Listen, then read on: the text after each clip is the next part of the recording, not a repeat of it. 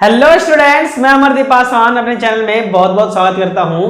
आज हम पढ़ने वाले हैं न्याय यानी कि जनहित याचिका के बारे में पढ़ने वाले हैं। न्यायपालिका के बारे में हम पहले पढ़ चुके हैं, ठीक है। ये न्यायपालिका का ही थर्ड पार्ट चल रहा है हमारा। और फर्स्ट पार्ट में न्यायपालिका की बेसिक जानकारी बताया था आपको, और सेकंड पार्ट में आपको बताया था न्यायपालिका की शक्तियां और कार्य, ठीक है। और इसमें हम जानेंगे कि जो जनहित याचिका है वो क्या है और किस प्रकार से काम करता है, ठीक है। जनहित याचिका यानी कि PIL यानी कि पब्लिक इंटरेस्ट लिटिगेशन, ठीक है। ये होता है फुल फॉर्म PIL का। तो PIL है क्या? PIL है क्या? ये जनहित याचिका है जो कि गरीबों के लिए और उन व्यक्तियों के लिए जो कि न्यायालय तक नहीं पहुंच सकते, उन व्यक्तियों के लिए जो कि न्यायालय यानी कि सुप्रीम कोर्ट यानी कि उच्चतम न्यायालय, कौन सा न्यायालय? उच्चतम न्यायालय के पास जो नहीं पहुंच सकते, वो उनके अलावा कोई और व्यक्ति न्यायालय जाकर के उनका केस दर्ज करा सकता है। जैसे एक एग्जांपल देता हूं कि अब मान लो ये गरीब व्यक्ति है, ठीक है। ये गरीब व्यक्ति है, इसके मौलिक अधिकारों का हनन किया जा रहा है। किसका हनन हो रहा है? मौलिक अधिकारों का, ठीक है। मौलिक अधिकारों का, मौलिक अधिकार मैंने पढ़ाया हुआ है। आप जा करके मेरे प्लेलिस्ट तो खैर बनाया नहीं है अभी, वहाँ चैनल में जाकर के आप जरूर देख सकते हो वीडियोस में।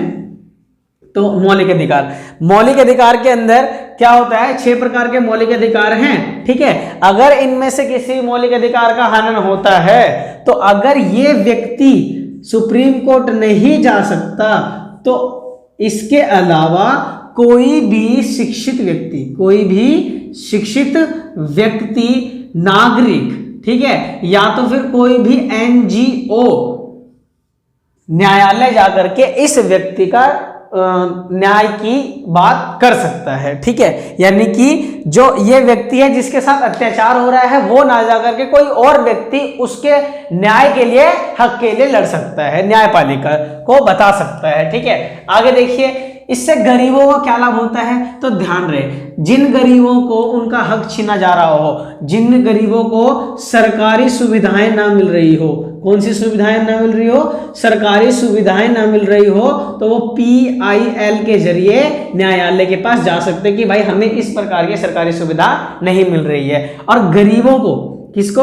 गरीबों को क्या करने, आर्थिक और राजनीतिक न्याय दिलाने के लिए भी PIL की आवश्यकता पड़ती है। यानी कि राजनीतिक और आर्थिक न्याय दिलाने के लिए भी PIL की आवश्यकता पड़ती है, और ये गरीबों का लाभ हो रहा है, ठीक है। और गरीब व्यक्ति जो कि न्यायालय जाने योग्य है नहीं, वो डरते हैं जाने से, ठीक है। कितने गरीबों को देखा होगा, अत्याचार झेलते जाते हैं, सहते जाते हैं, लेकिन वो जाकर के कोर्ट में जाकर के उनके न्याय के लिए बोलते नहीं है कि हमारे साथ अत्याचार हो रहा है, हमें न्याय चाहिए, ठीक है। ऐसा नहीं बोलते। तो इस गरीब व्यक्ति के अलावा कोई भी आम शिक्षित व्यक्ति या नागरिक या तो फिर कोई NGO सुप्रीम कोर्ट में जाकर के क्या कर सकता है? न्याय के लिए अपील कर सकता है, न्याय के लिए बात कर सकता है, ठीक है। अब देखिए इसके नकारात्मक प्रभाव क्या है, ठीक है। नकारात्मक प्रभाव क्या होगा कि आप जानते हो कि कानून कौन बनाता है? कानून बनाता है विधायिका। कौन बनाता है? विधायिका। और लागू कौन करता है? कार्यपालिका, ठीक है। तो विधायक और कार्यपालिका काम है, तो इनका काम थोड़ा सा कहीं ना कहीं कौन करने लग जाता है? न्यायपालिका करने लग जाता है, ठीक है। अभी आगे बताऊंगा कैसे करने लग जाता है, ध्यान रहे। तो नकारात्मक प्रभाव इसके अंदर देखिए कि यहां पे जो न्यायपालिका है, जो उच्चतम न्यायालय है, इसका जो कार्यभार होगा, क्या होगा? कार्यभार वो क्या हो जाएगा? बढ़ जाएगा। कार्यभार क्या होगा? बढ़ जाएगा। क्यों? क्योंकि ये दूसरों का काम भी अकेले खुद सॉल्व कर रहा है। अगर FIR दर्ज करा रहे हो तो भी ठीक है, जिनके साथ अत्याचार हो रहा है, जिनके साथ नहीं हो रहा अत्याचार वो भी FIR दर्ज करा रहे हैं, लेकिन वो अपने लिए नहीं करा रहे, जिनके साथ अत्याचार हो रहा है उनके लिए करवा रहे हैं, ठीक है। तो ये था हमारा कार्यभार बढ़ा। आगे देखिए, यानी कि इसके पास समय की कमी हो जाती है, टाइम का क्या हो जाता है? अभाव। कैसे? टाइम का अभाव कैसे होगा कि उच्चतम न्यायालय के पास ऑलरेडी बहुत सारे केसेस आए हुए हैं न्याय के लिए। अब उन कामों को छोड़ करके अगर तुरंत जाकर के इस काम को संभाले, इस समस्या को समाधान करने की कोशिश करे, तो टाइम की तो कमी आएगी ना। ठीक है। और तो और यहाँ पे किसकी होगी, जज की कमी हो, ये सारी कमी है, प्रभाव पड़ रहे हैं इसके, PIL के प्रभाव पड़ रहे हैं। अब जज की क्या हो जाएगी, कमी हो जाएगी। जज की कमी कैसे होगी, कैसे, जैसे मैंने बताया था आपको बेसिक जानकारी के अंदर कि 31 वर्तमान समय में, ठीक है, 1 + 30 टोटल 31 न्यायाधीश हमारे सुप्रीम कोर्ट के पास, न्यायालय के पास है, जिसके तहत अगर ये सारे जज काम करने लग जाए और नए नए काम को भी आता जाए, तो जो काम कर रहे हैं उसको छोड़ करके अगर वो काम करने लग जाए, तो जितने व्यक्ति हैं वही व्यक्ति तो काम करेंगे। अब सारे व्यक्ति काम कर रहे हैं, एक नया PIL आ गया, तो कौन सा जज जाएगा उसमें, समझ आ रही है, सब तो बिजी है ना, इसलिए जज की कमी हो जाती है। तो ये था नकारात्मक प्रभाव। इसके अलावा दूसरा क्वेश्चन देखिए क्या है, दूसरा क्वेश्चन है न्यायिक सक्रियता क्या है और इसके साधन बताइए। तो न्यायिक सक्रियता, देखो ये जो वर्ड है, ये वर्ड दिया है मीडिया ने, किसने दिया है, मीडिया ने ये वर्ड दिया है। अब मीडिया ने ये वर्ड क्यों दिया है, क्योंकि न्यायिक सक्रियता के तहत विधायिका और कार्यपालिका के कामों को अपने मर्जी से सॉल्व करने लग जाता है कौन, न्यायपालिका, तब जाकर के इसको न्याय सक्रियता का नाम दे देते हैं। और इसी न्याय सक्रियता के जरिए जो विधायिका और कार्यपालिका है वो न्यायपालिका को कहते हैं दबंग कर रहा है, क्या कर रहा है, दबंग, ठीक है, दबंगी करता है कौन, हमारा न्यायपालिका, बाहुबली समझता है अपने आप को न्यायपालिका, ठीक है। तो इस तरीके से बोलता है कौन, विधायक और कार्यपालिका। ये क्या करे, सरकार आती है, इसमें तो तुम्हें पता ही है प्रत्यक्ष रूप से चुनाव होता है, लेकिन कुछ व्यक्ति हैं जो अप्रत्यक्ष रूप से आते हैं विधायिका में, और कार्यपालिका को तो एक बार तो अगर थोड़ा सा मोहर लग गया तो पूरी कार्यपालिका भंग हो जाती है, ठीक है। कार्यपालिका भी पढ़ा दिया हूं और विधायिका भी पढ़ा दिया है, तो दोनों के दोनों जाकर के आप वीडियोस में देख सकते हो, ठीक है। तो देखिए, तो ये था न्याय सक्रियता, जिसके अंदर क्या होता है, किसी भी गरीब व्यक्ति के चक्कर में अगर PIL कोई और पेश करता है, FIR करवाता है और वो न्यायालय पहुंचता है, तो न्यायालय वाला उसके केस को सुनेगा, ठीक है।